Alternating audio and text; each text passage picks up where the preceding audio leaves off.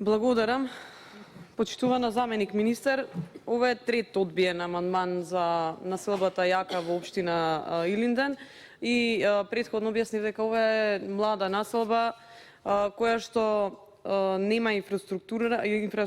фекална канализација и претходното мое барање беше за да се изгради уште еден мост кој што е потребен и текако за функционирање на луѓето во Јака во Илинден. Ова населба беше мотивација за да се задржат и се градеше за да се задржат младите, затоа што им се понудија поволни услови, односно со одлука на влада на предходната влада на ВМРО-ДПМН и коалицијата се донесе одлука за парцели од отприлика минимум 100 куќи, трошковите 90% да ги покрие владата и тоа беше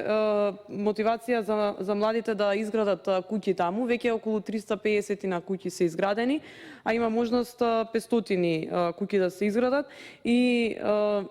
бидејќи веќе 2 милиони евра беа искористени, недостига уште 4 милиони кои што претходно исто ги одбивте исто 7 милиони денари за мостот кој што го објаснува во претходните амандмани, да не се